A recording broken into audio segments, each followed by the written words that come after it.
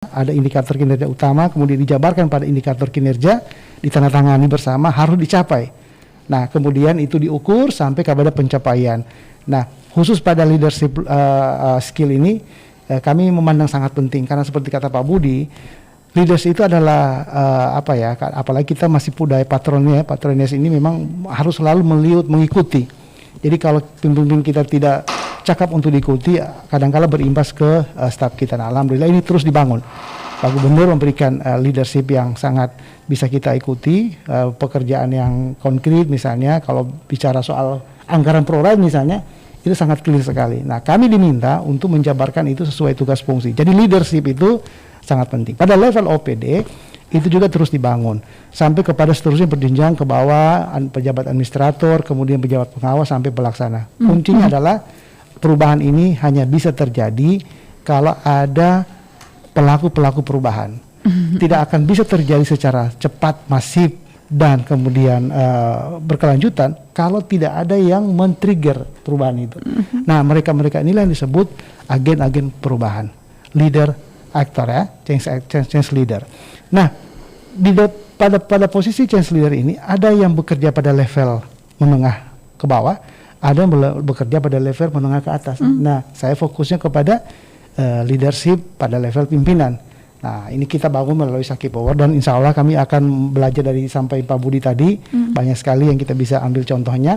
Kita akan coba exercise sehingga akan melahirkan change leaders yang akan lebih banyak lagi, kemudian akan muncul agen perubahan pada setiap lini, dan kemudian bisa mempengaruhi semua ASN yang bekerja pada setiap unit pemerintahan.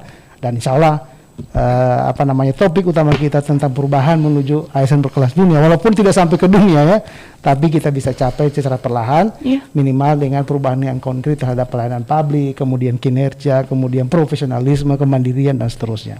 Saya kira itu mudah-mudahan bukan pekerjaan yang mudah, tapi juga bukan pekerjaan yang tidak bisa dilakukan.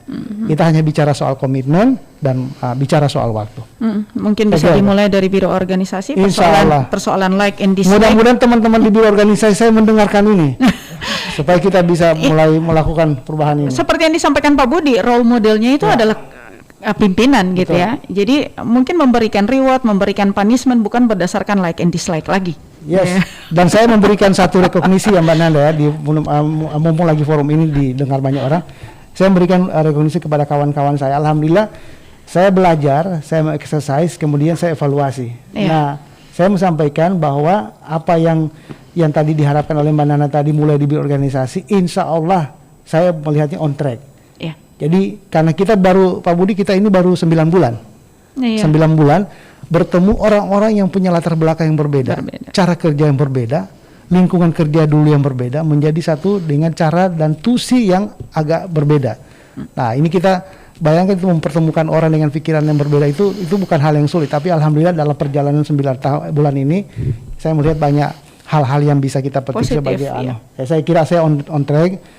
Mudah-mudahan ini makin bisa membuat semangat kawan-kawan saya, karena saya bilang biro organisasi ini adalah role model. Saya kemana-mana bicara budaya perubahan, bicara budaya kerja, tapi kalau di kita tidak ada itu, apa gunanya omongan saya keluar, saya bilang. Makanya mudah-mudahan ini dengar, dan makin mereka pede, makin percaya diri untuk terus melakukan perubahan. Harapan saya untuk perubahan terbesar ini, ke depan biro organisasi mungkin insya Allah mampu menciptakan gelombang integritas yang berakhlak untuk seluruh ASN di Provinsi Gorontalo. Mungkin lebih harus sering-sering diskusi sama Pak Budi, banyak sekali nih yang bisa dicontoh ya.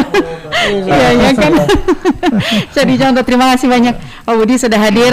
Pak Karo juga terima kasih sudah bersedia hadir di Radio Suara Rakyat Gorontalo. Sahabat RH, terlebih khusus untuk para ASN di lingkup pemerintah provinsi, kabupaten, dan kota yang sedang mendengarkan dialog ini.